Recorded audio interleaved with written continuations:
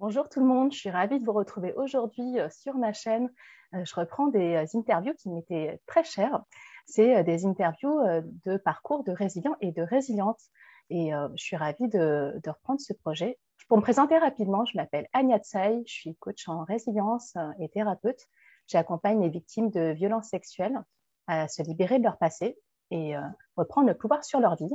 Je suis également présidente et fondatrice de l'association Les Résilientes qui organise des groupes de parole. Et je suis auteure d'un livre sur la résilience qui s'appelle L'or de nos cicatrices, se libérer et se reconstruire après des violences sexuelles, qui vient de paraître aux éditions First. Aujourd'hui, j'ai le plaisir d'accueillir sur ma chaîne Amine, qui est un résident, et je suis vraiment très heureuse de pouvoir partager avec vous ce moment avec Amine qui va se présenter.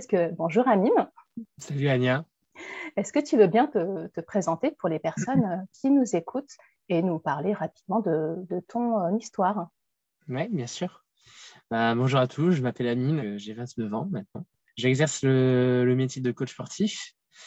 Maintenant, je vais être professeur de physique-chimie. Ça, c'est pour l'aspect professionnel. À l'âge de 18 ans, j'ai été violé par mon oncle. C'est passé tout simplement lors d'un voyage au Maroc et donc j'ai très mal vécu. Ça a été un contexte familial assez très tendu, très compliqué pour moi, surtout que j'étais à l'adolescence. J'étais quelqu'un de plutôt introverti à l'époque. Et je m'en suis sorti au final. J'ai pas tout de suite compris ce qui se passait parce qu'à 18 ans, on est un gamin. Surtout que moi, j'étais quelqu'un de plutôt, voilà, comment dire, j'avais pas connaissance de ces choses-là. C'est quelque chose qui est assez tabou dans ma famille, surtout dans les familles, on va dire musulmanes entre guillemets. Et Donc comment toi voilà, tu t'es sentie, Amine, après cette épreuve? absent. Tout de suite après, je me suis pas vraiment rendu compte de la gravité de la situation. Parce qu'en fait, il y a eu toute une histoire et tout. Je vais pas rentrer en détail, mais mon père, j'ai connu ma belle-mère, j'ai appris que j'avais une petite sœur et tout. Donc, tout ça a un petit peu effacé le viol, on va dire. D'accord. Voilà. Donc, en fait, je suis rentré en France, non pas sans péripéties, on va dire. Et pendant quelques mois, j'ai fait complètement abstraction de ce qui m'était arrivé.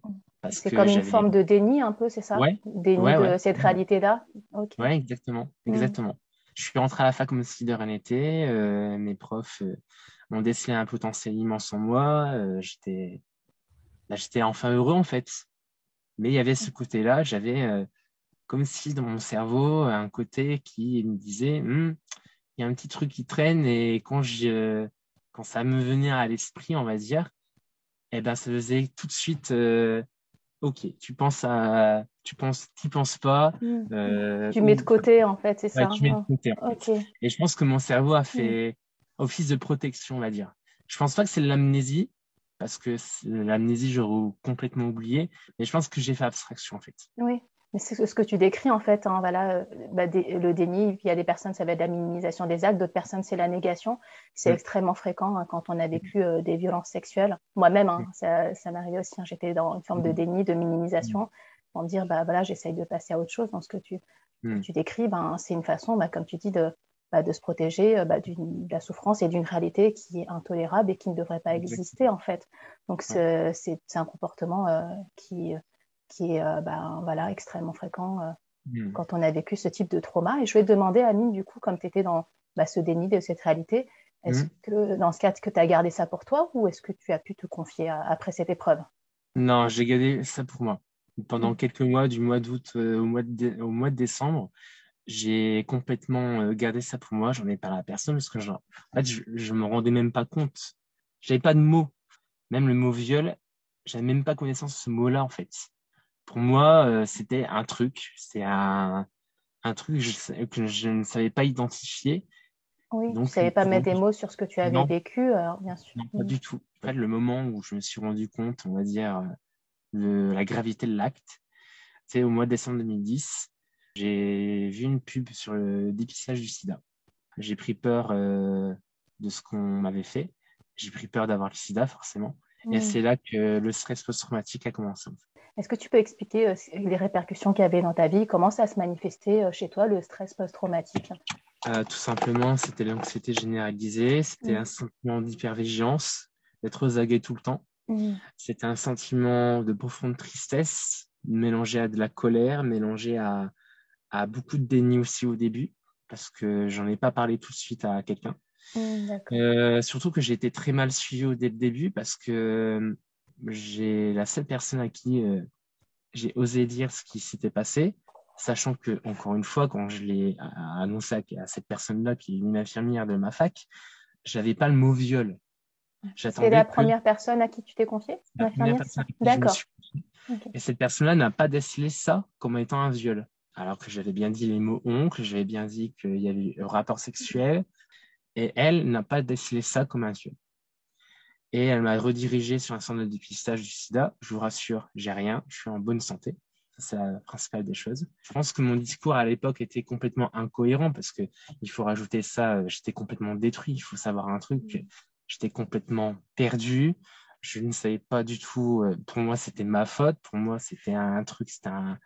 Je l'avais peut-être cherché. Enfin, j'en sais rien. Il y avait beaucoup de culpabilité que tu portais et peut-être de la honte aussi mêlée à la culpabilité. Ah oui, mais énormément de honte. Okay. Moi, la peur que j'avais, c'est de le dire à ma mère. Moi, c'était un truc qui était affreux. Affreux. Et malheureusement, cette personne-là n'a rien compris. Cette infirmière. Elle n'était pas présente, tandis que on va dire c'est la première personne avec qui tu as libéré ta parole. Ouais. Et elle n'avait pas l'écoute et la présence et le soutien nécessaire pour t'aider à avancer. Elle n'a pas su non plus mettre les mots sur ce crime, en fait. Elle m'a même dit ah, tu l'as peut-être voulu, tu étais gay, en fait. Ah oui, en effet, c'est très culpabilisant. Et puis, c'est un jugement qu'elle aimait. C'est un jugement qu'elle aimait. Ça renvoie de la culpabilité. Et ça renvoie de la culpabilité. Et moi, je me suis dit, ouais, peut-être c'est ça, en fait. Parce qu'en fait, le truc, c'est que j'étais tellement coupable. J'étais un gamin à cette époque-là. À 18 ans, on n'est pas conscient de ces choses-là, même à 20 ans. Mais en fait, le trauma fait que on est. Enfin, j'ai même pas à me justifier. C'est tellement traumatisant. Une victime n'a jamais se justifier.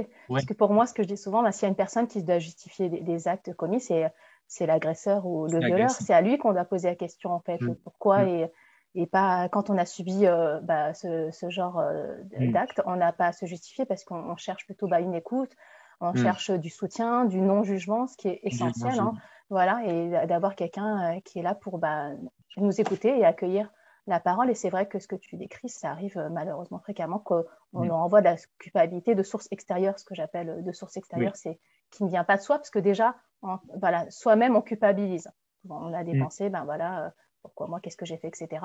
Et si d'autres personnes nous rajoutent une couche avec de la culpabilité, peut-être que tu l'as voulu ou tu l'as cherché, ou des choses comme ça, c'est vraiment extrêmement dur à porter. Donc pour les personnes qui nous écoutent aussi, je vais répéter, c'est important qu'une victime n'est jamais coupable et ni responsable des actes subis, et que le seul responsable et coupable est celui qui commet les actes, et qu'une victime n'a pas à se justifier aussi de ces actes-là. Je veux savoir, Amine, pour toi, c'est quoi les choses les plus difficiles? Est-ce que c'était la honte, la culpabilité, ou tu avais d'autres choses qui étaient difficiles pour toi après l'épreuve? C'était la honte. J'avais beaucoup de honte après cet épisode-là. Je suis ressorti complètement détruit. Je ne savais pas à qui en parler. Voilà. Et finalement, j'en ai parlé à ma mère. Et ça a été un des moments les plus durs de ma vie, parce qu'en plus, ma mère, donc je lui ai dit, ma mère, on est très proches. Je ne pouvais pas ne pas le dire à ma mère. Et comment elle a accueilli, ta maman, cette parole quand tu l'as libérée auprès d'elle? Mal. C'est-à-dire que c'était difficile à entendre pour elle, c'est ça? Ou qu'elle n'arrivait pas à entendre? C'était inentendable pour elle. Inentendable. Elle m'a inentendable. C'était beaucoup de culpabilité, beaucoup de pourquoi, les fameuses questions. Des questions que j'appelle les questions interdites, qui commencent par pourquoi. Elle m'a posé les questions: pourquoi tu t'es pas défendu, pourquoi t'as pas crié, mais t'étais costaud, parce que je faisais 115 kilos à l'époque, j'étais gros, enfin j'étais obèse. Bon, ça on en reparlera, mais j'étais quelqu'un de plutôt obèse, mais j'étais, j'allais dire fragile, mais non, je suis pas fragile, mais j'étais, j'étais un gamin, quoi. Et je dis, mais maman, je pouvais pas me défendre. J'étais complètement tétanisé, quoi. Bien sûr, et tu étais en état de sidération, un état de choc qui fait que tu ne peux pas réagir. Et c'est très fréquent chez les personnes qui vivent ce type de violence, qu'on soit en état de sidération et de choc, et parfois en état de dissociation, c'est-à-dire qu'on est coupé de son corps et on n'a aucun moyen de réagir, même si on a envie. Notre corps ne peut pas réagir. Ah, mais tu peux pas. Et on pense qu'à une chose dans ce cas-là, c'est je veux rester en vie. Bon, c'est ça, Ouais, et c'est ça. je ne veux pas bouger parce que je comprends même pas Tu ce qui m'arrive, survis, en fait. C'est une tu mode, en mode survis, survie, bien t'as sûr. l'impression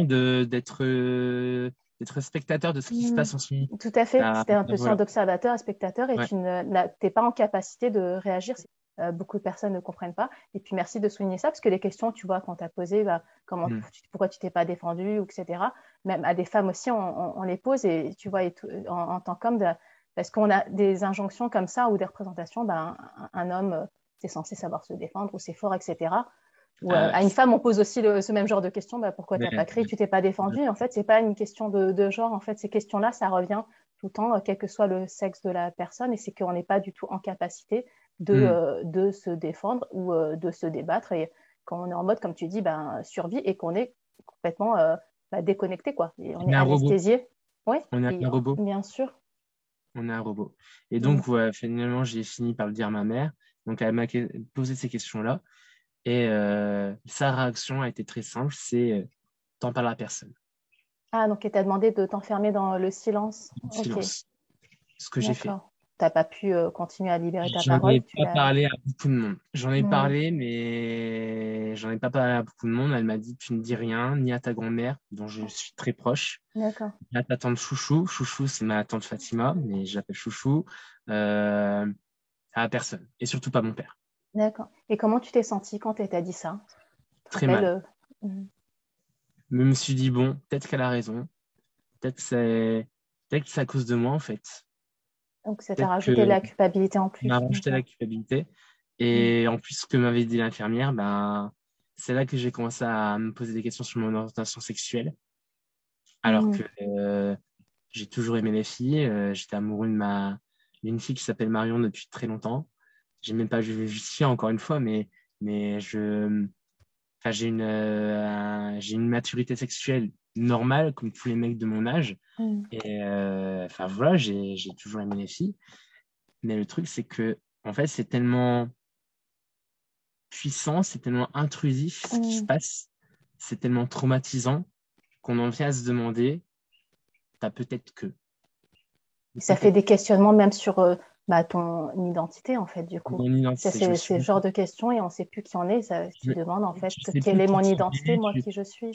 tu sais plus qui Mm. t'es, tu te demandes ce que tu as bien voulu faire au bon Dieu pour avoir vécu ça, tu te demandes pourquoi tu as vécu ça, c'est beaucoup de sensations en même temps, et malheureusement, c'est là que j'ai commencé à me tester, c'est-à-dire que j'ai pas peur de le dire, j'ai été voir des pornos d'hommes et tout, et pour voir si ça me faisait, excusez-moi du terme, bander ou quoi que ce Mm. soit. C'était pas une envie, c'était ouais, il y a forcément un truc qui a déclenché ce viol-là. D'accord. Et Comme si tu cherchais des c'est réponses, en fait, c'est ouais, des ça. Et réponses, ouais, d'accord. Ok. c'est ça. Mm. Et bah, bien sûr, ça a fait pire que mieux, quoi. Donc Oui, ça a ça t'a pas été aidé du tout. ah non, ça m'a pas aidé Mm. du tout. C'était des tests, c'est du détox, c'était des comportements compulsifs Ouais. que heureusement je n'ai quasiment plus, mais c'est des choses qui étaient très présentes pendant pas mal d'années. Et toi, Amine, est-ce En- que dans ton parcours, tu t'es fait accompagner par des professionnels comme Oui, un psy-thérapeute? et je me suis fait accompagné par une psy au bout de 8 ans. D'accord. Au bout de 8 ans, parce que en fait, bah, finalement, j'ai fini par en parler à ma tante Chouchou, qui m'a, elle, conseillé d'aller porter plainte, d'aller voir une psy, parce qu'elle D'accord. m'a Donc, elle a dit, une réaction différente. Elle était là pour te soutenir. Et, voilà, ok. Mm. voilà. Et malheureusement, moi, je n'étais pas prêt parce que je vivais encore chez ma mère et que bah, j'étais dans le cacon de ma mère. Et voilà, on est gamin, on est à 18 ans et je pense que je n'étais pas prêt à affronter prêt à affronter réellement ce truc-là. Pendant 2 ans, ça a été un petit peu l'horreur. C'était anxiété généralisée, c'était tout le spectre du stress post-traumatique Ouais. qu'on connaît. Et finalement, j'ai été consulté mon médecin traitant, donc qui a été mon médecin famille, où j'ai fini par lui dire, Mm. qui m'a dit, mais tu sais, il y a plein de mecs comme toi qui leur sont arrivés à la même chose, mais qui m'a pas conseillé d'aller voir quelqu'un, il m'a pas conseillé d'avoir ce suivi psychothérapique. D'accord. Et pendant 8 ans, c'était comme ça, c'est-à-dire que je l'ai quasiment dit à personne. Puis c'est en 2012 où en fait mon père est tombé gravement malade. C'est là que j'ai eu une grosse remise en question parce que je me suis dit qu'est-ce que tu peux être fier de toi, de ta vie, Annie. Il y a eu beaucoup d'introspection, beaucoup de remise en question et il n'y avait pas grand-chose.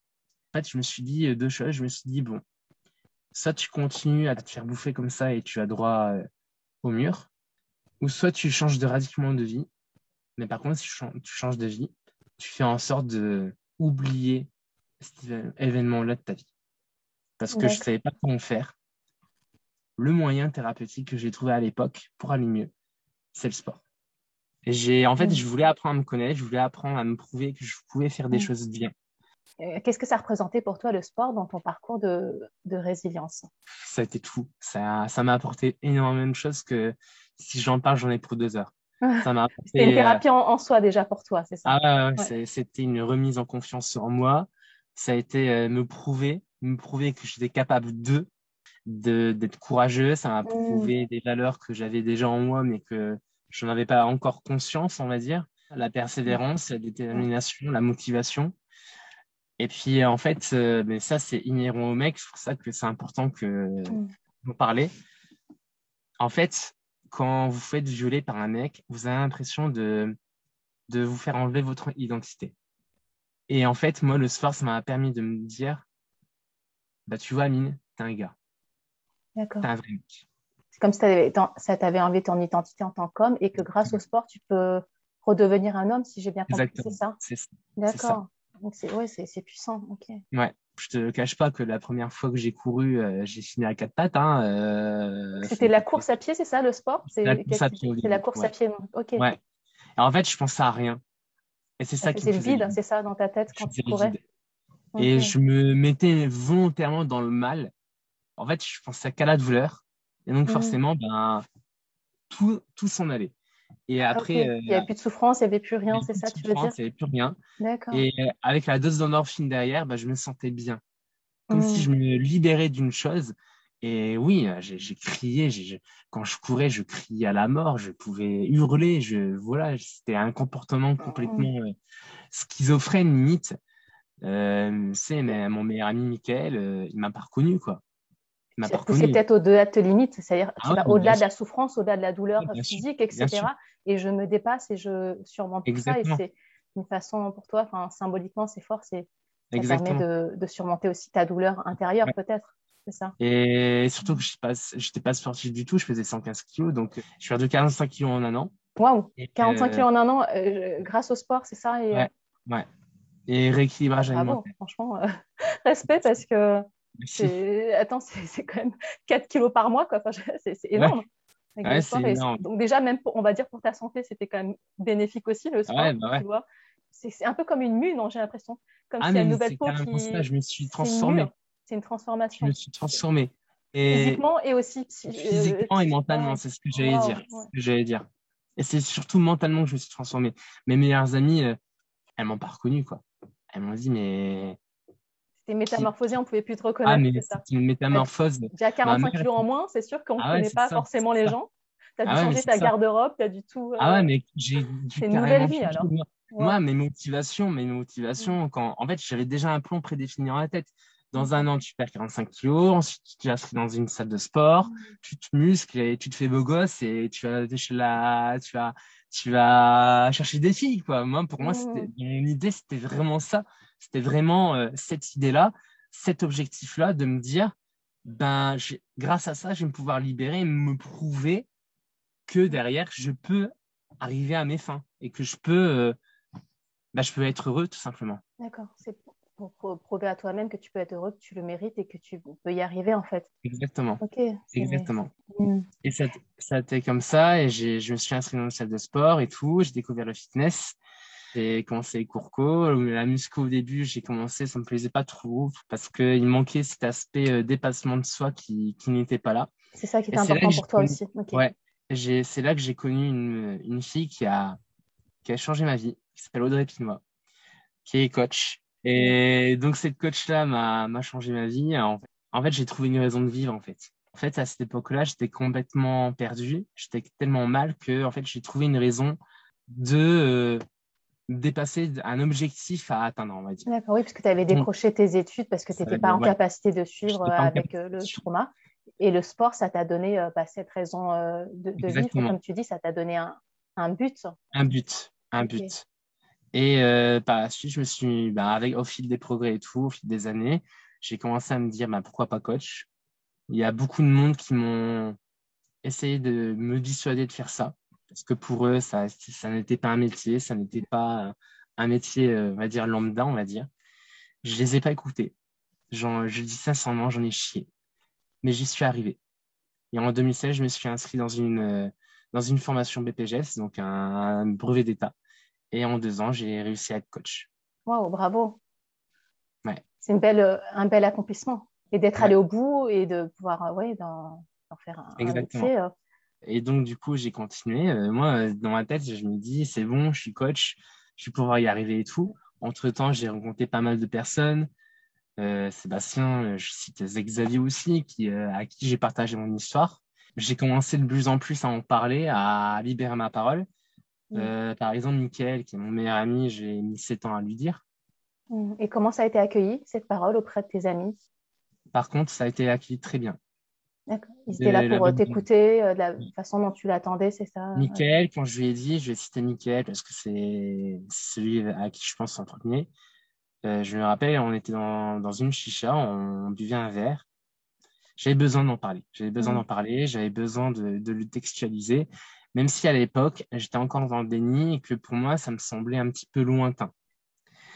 Et en fait, la première réaction qu'il a dit, c'est pourquoi tu ne me l'as pas dit avant? Et je fais, mais mec, j'avais peur que tu me juges. Il me fait, mais jamais de la vie, ami. Il me dit, c'est pas de ta faute. Il dit, après tout ce que tu as traversé, je comprends. Parce qu'en fait, il m'avait posé la question, mais pourquoi ce changement soudain? Pourquoi Mm. le sport? Pourquoi Et ça lui il a s'est donné posé des pistes de compréhension et qui t'ont permis de exactement, mieux te connaître toi et de que mieux ça. me connaître. D'accord. Mm. Et pourtant, ce mec-là, il me connaît depuis le lycée, donc c'est quelqu'un Ouais. que je suis très très proche. Et donc, j'ai entendu il a été là pour Il a t'écouter. été là pour Il a moi, bien accueilli. Et en plus, il a dit une phrase vraiment importante et que c'est pas tout le monde qui le dit. Enfin, voilà, que ouais, c'est pas ta faute, t'es pas non, responsable, t'es pas coupable. ouais. Il Enfin, m'a dit, bravo, hein, à lui. ouais, Ouais. ouais, bravo à lui. Et Mm. il m'a dit, mais si t'es pas responsable, ça n'a rien à voir avec ton orientation sexuelle, ça n'a Ouais, rien à voir super. avec Il a, ça. il a dit tout ce que tu avais besoin d'entendre et ce qui Besoin est d'entendre. bien sûr. Ouais, Ouais. même si à l'époque j'étais encore dans le déni, que j'avais pas Mm. encore conscience de ces choses-là. D'accord.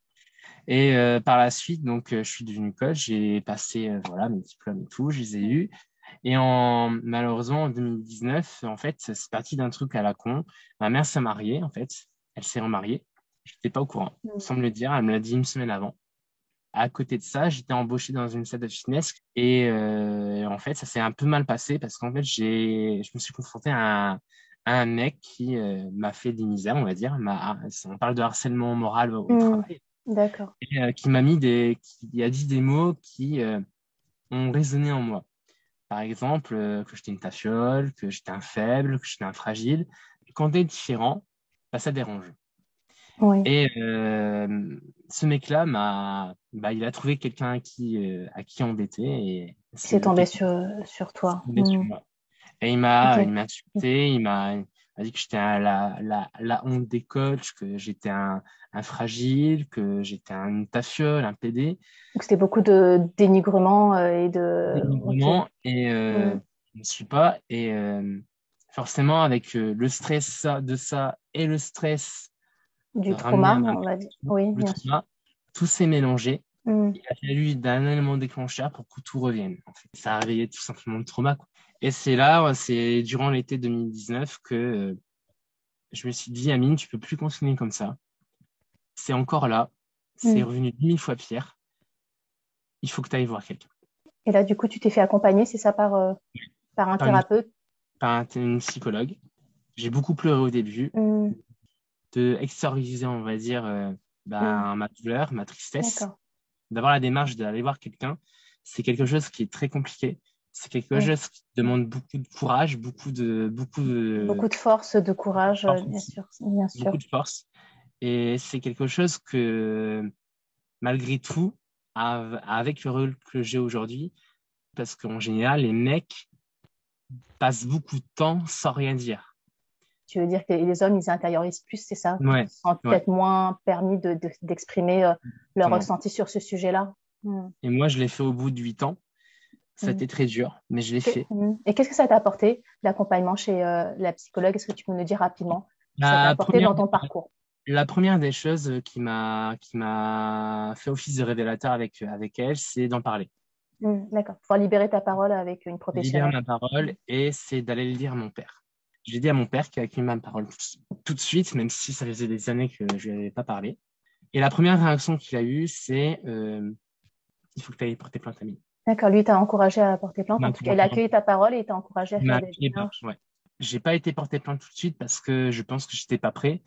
Je Ok. l'ai fait plus tard et en 2020 est venu le premier confinement dû au Covid-19. Hmm. Le confinement m'a réellement fait office de révélateur, on va dire. Je me suis retrouvé sans mon métier que j'aime, sans mes potes, sans D'accord. mon sport. Inhéremment à mon histoire familiale, on m'a évicté de la maison parce qu'en fait, j'ai dû habiter chez ma grand-mère. Il y avait une perte de repère un peu, en fait, chez Voilà, toi, il y a avec le confinement, comme une chez beaucoup repère. de personnes, oui. Et donc, je me suis retrouvé seul. En fait, le stress traumatique s'est réveillé, mais complètement, Ok. avec des symptômes que je n'avais jamais eu encore, des D'accord. flashbacks, D'accord. des réminiscences, des thoughts, beaucoup d'insomnie. J'arrivais plus à dormir la nuit et j'étais dans un état de stress permanent. Ça a été une horreur. Et c'est là que j'ai changé de psy parce que la précédente psy me convenait plus, on va dire. Elle me répondait pas Tu étais à, arrivé au bout du parcours avec elle, on va dire, voilà, exactement, on va là où elle dire. pouvait t'emmener. Ok. Et c'est là que je connaissais une psy qui s'appelle Dounia. Et c'est là que j'ai vraiment entamé ma thérapie avec elle. D'accord. Et elle m'a prévenu, Amine, si on attend une thérapie ensemble, je te préviens, les mois qui vont suivre vont être les plus difficiles de ta vie. Elle m'a dit, littéralement, je vais remuer toute la merde. C'est ce qui s'est passé. La première réaction, c'est que j'étais porté plainte. C'était une question que je me posais depuis très longtemps. J'en Mhm. avais parlé à mes potes et eux m'ont toujours dit, c'est ton choix, mais nous, à ta place, j'irai porter plainte. C'est important que tu Mhm. le fasses. Et je pense que pour toi, Mhm. c'est important que tu le fasses. Est-ce que Parce tu que peux nous dire, Amine, que ça t'a apporté, toi, le dépôt de plainte dans ton parcours? sûrement sur l'instant même, ça a été très dur. Ça a été Oui. 3 heures d'audition. Mhm. Je me suis fait accompagner par Sandra, qui est une amie gendarme à moi. Ma parole a été très bien accueillie par les gendarmes. D'ailleurs, je les en remercie, même si un jour ils regardent Mhm. cette vidéo. Et ils n'ont pas été dans le jugement, pas du tout. Ils m'ont Ok. posé les questions. On a été, bien sûr, au fond des choses, malheureusement. Et je suis sorti de là, mais vidé. C'était un sentiment de libération, un sentiment de me dire, j'ai fait ce qu'il fallait. Maintenant, je vais pouvoir commencer à me reconstruire. Enfin. Ok. C'était une étape importante et ça t'a C'est permis une- de te libérer d'un Ouais. poids et de te dire Ouais. maintenant, je peux me consacrer à moi et ma reconstruction, c'est ça? Exactement. Mon père a été entendu, bien sûr, par la police. Mon meilleur ami Michael aussi, Sébastien, mes meilleurs amis Marion et Alison Mhm. ont été entendus parce que c'est des gens avec qui j'en avais parlé à l'époque. D'accord. Donc, ils ont bien Euh, fait leur job, en fait, on va dire. Ils Ouais. ont bien fait le job. Ok. Ma Mhm. tante Chouchou aussi a été entendue. Et mon père, à l'issue de ça, m'a dit, Amine, il faut que je te parle, j'ai des trucs à te dire. Et c'est là que j'ai appris que cet oncle-là était connu pour des antécédents de pédophilie avant moi. Ah, d'accord. Donc, il y a eu d'autres victimes, ouais, ça veut dire. Il y a eu d'autres Ok. victimes, mais apparemment, toute ma famille était au courant que ce mec-là était D'accord. susceptible de faire ce genre de Il y choses. avait des non-dits, des secrets familiaux ici. Mais par contre, mon père le savait et me disait, on a toujours suspecté quelque chose. Après, c'est Hmm. des on-dit, donc il n'y a jamais eu de Oui, preuve. c'est des suspicions, on ne peut pas Pas de prouver, c'est dur suspicion. de prouver. D'accord. Mais il m'a dit, Hmm. connaissant cet homme-là, c'est pas étonnant, quoi. Ça l'a pas surpris, en fait, c'est ça Ça quand l'a tu pas lui as. surpris. D'accord. Et c'est pour ça qu'il t'a peut-être encouragé à Voilà. porter plainte. Est-ce que ça a donné suite la plainte ou ça a été Alors là, classé c'est sans encore en suite ou... cours. C'est Ah, c'est encore en en cours. cours. D'accord. Donc, c'est en cours de procédure. Hmm. C'est en cours de procédure. Voilà. À cet instant-là, donc j'en ai parlé à Dounia et tout, et je me suis souvenu de souvenirs Hmm. de mon enfance. Mais en fait, il m'avait déjà touché à cette époque-là. D'accord. Il y avait déjà des attouchements dans Déjà l'enfance. Donc, c'est des d'attachement. agressions sexuelles dans l'enfance. Voilà. Ok. Et c'est là que j'ai su que c'était plus un viol, c'était des actes de pédophilie, que c'était Oui. vraiment un inceste. Oui. Et si Dounia, quand je lui en ai parlé, elle m'a dit, mais Amine, je le savais. Et c'est là que D'accord. je t'ai connu, j'ai commencé à rechercher des groupes de parole parce que Hmm. cette psychologue m'a encouragé elle me dit, je pense que tes amis sont, ok, ils l'ont entendu, mais ils sont pas en capacité de t'apporter ce que tu demandes. Donc Hmm. moi, je pense que ça serait bien que tu t'inscrives à un groupe de parole. Et c'est D'accord. là que j'ai commencé à chercher un petit peu sur YouTube. Les groupes de parole sont très rares en France. Je dis Il y en ça a un petit très, très peu, peu, c'est vrai. très très peu. Extrêmement peu. Hmm. C'est très dommage. Et c'est là que je suis tombé sur toi, Nia. En fait, ce qui m'a interpellé, J'ai tapé groupe de parole viol sur YouTube, Mm. hommes, et je voulais vraiment un groupe spécifique pour les hommes, parce que je voyais Mm. beaucoup de choses pour les femmes, ce Ouais. qui est normal, mais pour les hommes, il n'y en avait pas beaucoup. C'est Et vrai, tu c'est as là que raison, il y a très très peu ouais. pour les hommes. En fait, ce qui m'a interpellé, c'est le reportage sur Combini. Ah oui, où il y a 4 hommes, quatre Ouais. participants hommes de mes groupes Avec qui témoignent Aristide, à avec... visage découvert. Ouais. Oui. Très beau Et reportage, Aristide. magnifique, hein. Ouais. Et c'est ça qui m'a interpellé, et c'est là que j'ai décidé de sauter le pas. Tu as envoyé un mail pour me présenter, pour Mm. te demander un petit peu ce que tu faisais et tout, et tu m'as rappelé le lendemain, je me souviens.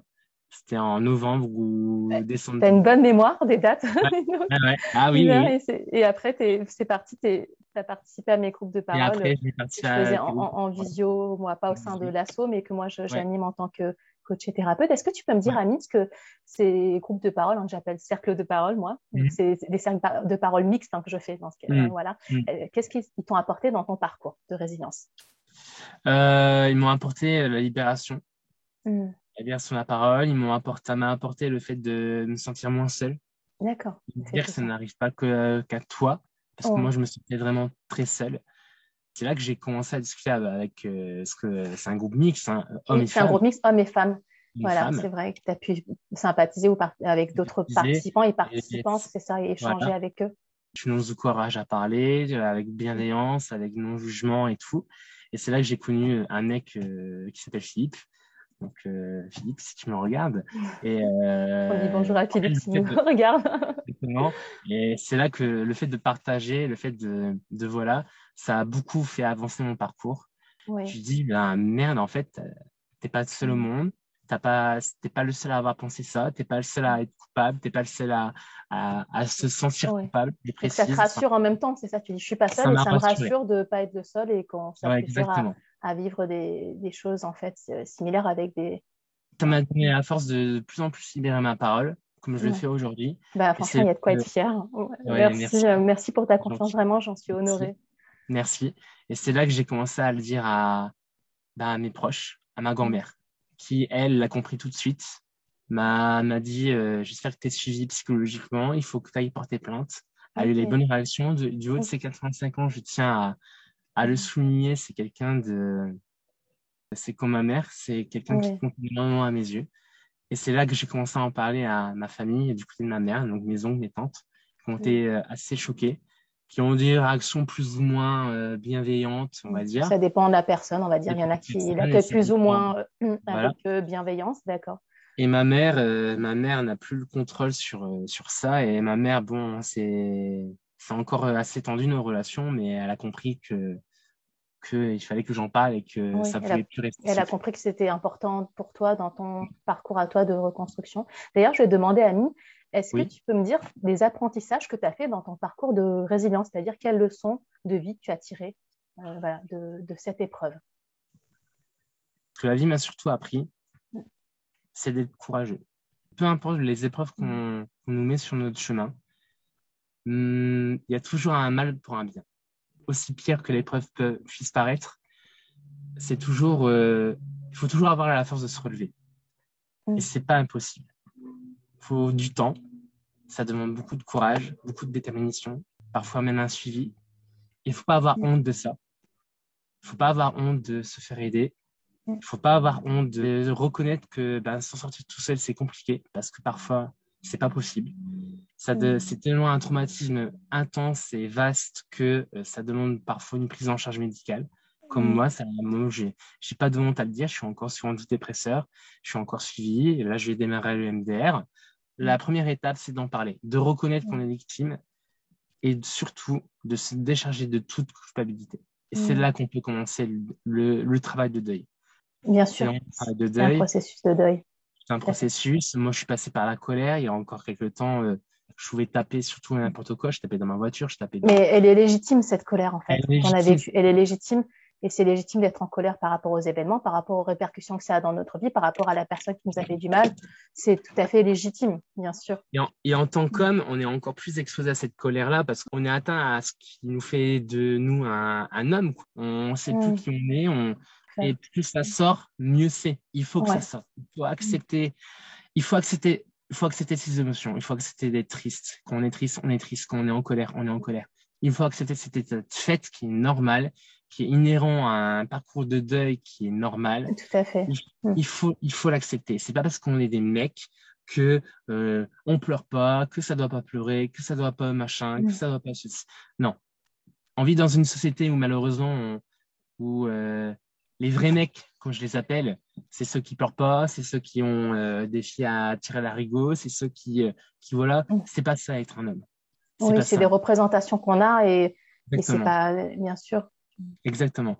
Et malheureusement, on est que pas victime collatérale de cet état de fait parce que moi, combien de fois, parfois en esquissant, en racontant mon histoire, ben, j'ai été jugé, j'ai été, on va dire, questionné sur des questions qui n'avaient pas lieu d'être. Et ça te fait d'autant plus mal que déjà, toi, tu te sens déjà assez coupable comme ça, que tu essaies de te reconstruire. Et toi, derrière, on te met un coup de couteau dans le dos en te Oui, disant on n'en a pas du tout besoin. C'est pas quelque chose qui nous aide exactement. dans un parcours de résilience. Et tu as raison, il y a encore beaucoup de travail de sensibilisation et de former aussi des gens, des professionnels. Comme tu dis, l'infirmière, Mm, là, mm, était sans doute peut-être pas formée à accueillir la parole des victimes. Il y a plein de mm. choses en fait à faire encore. Je À vais demander faire. à Amine, quels sont tes rêves et tes projets? Est-ce que tu veux bien nous partager tes rêves et projets? Oui, bien sûr, bien sûr. Je vais reprendre mes études, je vais reprendre ma licence de chimie qui m'est chère depuis très longtemps. Tes Parce premières qu'en fait, c'est amours, alors on va dire, c'est ça. mes premières amours. Soit Le en fait de fait. me recentrer, je me suis rendu compte que le sport, ça a été une véritable thérapie. Jamais je regretterai. Je suis devenu un sportif, un très grand sportif dans l'âme et je le resterai. Mais mon envie première, c'est les sciences. Ce que j'ai toujours voulu être, c'est être prof de physique-chimie. Donc C'est c'est le chemin que tu reprends aujourd'hui. Les bancs c'est le chemin d'école que pour je prends réaliser ton aujourd'hui. rêve. C'est Exactement. beau ça. Exactement. J'adore entendre ça. Exactement. Et je reprends là où je me suis arrêté et là où on a voulu m'arrêter. On a Et voulu aujourd'hui, m'arrêter. tu te permets de reprendre à cette étape-là Exactement. et Parce c'est que une belle c'est pour réalisation. moi, parce que c'est quelque chose qui est important pour moi et c'est quelque chose qui me permettra de m'en sortir, surtout. Mm. Et tu as bien raison, je te souhaite tout le succès que tu mérites dans cette voix C'est qui t'est gentil. chère à ton cœur. Et pour finir, Amine, je vais te demander, pour ceux et celles qui nous écoutent, est-ce que tu as un message à leur transmettre pour Ouais, conclure? bien sûr. Vous n'êtes pas seul. Ça peut arriver à n'importe qui. Ça n'arrive pas qu'aux autres. Ça n'arrive pas qu'à vous. Il faut en parler. Et surtout, n'ayez pas honte.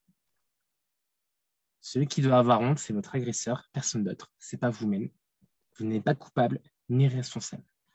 Peu importe votre parcours, peu importe votre parcours de vie, votre identité, on n'a pas le droit de vous toucher. Je dis ça aux enfants, je dis ça que ce soit hommes, femmes, adultes, pas adultes, enfants. Votre corps, il vous appartient. Personne d'autre n'a le droit d'y toucher. Si quelqu'un vous a touché, il faut en parler. Restez pas dans le silence, ça détruit. Moi, je suis resté dans le silence 8 ans. Je peux vous dire que 8 ans, c'est très long. Moi, je vous encourage à parler, que ce soit avec une thérapeute, que ce soit avec un groupe de parole, peu importe votre histoire de vie. Et moi, je vous invite vraiment à avoir un projet et accomplir vos rêves. On n'a pas le droit de voler vos rêves. On n'a pas le droit de voler votre vie. Votre vie, elle vous appartient à vous-même. Personne d'autre n'a le droit de la voler. Malgré la pire épreuve qui soit, parce que c'est un des pires crimes de la planète, on a tous droit à vivre heureux. Tous. Sans exception. Et c'est vraiment le message que je veux passer, c'est vivez heureux, faites en sorte d'être heureux. Donnez-vous les moyens en libérant votre parole. C'est ça qui va vous mener vers la paix. Je me sens beaucoup mieux. Le fait d'avoir en parlé à Anya, le fait d'avoir rencontré Philippe, des groupes de parole, avec ma psy et tout. S'en sortir, c'est possible. Et il faut que vous en sortiez. On n'a qu'une vie. Et comme dirait mon ami Philippe, on a assez souffert et je pense que la voie de la paix, elle s'offre à vous et c'est seulement vous qui pouvez la prendre. Merci Amine pour ce magnifique message qui me touche profondément. Et tu as raison, c'est ce que je dis aussi aux personnes qui nous écoutent. Hein. Voilà, qu'on mérite tous le meilleur dans notre vie. Hein.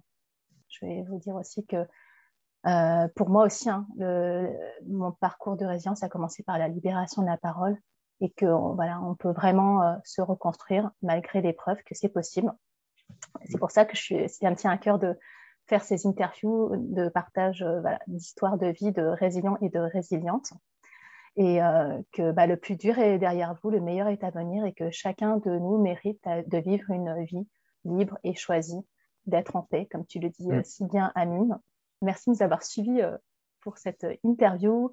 N'hésitez pas à liker cette vidéo pour encourager mon travail. Et si cette vidéo vous a touché, je vous encourage à la partager autour de vous parce que je suis sûre que ça pourra aider beaucoup de personnes, des hommes, des femmes, des enfants qui sont encore dans le silence, dans l'isolement, pour leur montrer que c'est possible, témoigner de ce message d'espoir et de résilience, qu'il est possible de sublimer ses blessures et d'en faire une force. Et que chacun de nous a son parcours qui nous est propre, qui est personnel, mais Amine et moi, en fait, on fait ce projet-là pour vraiment vous montrer que c'est possible, en fait.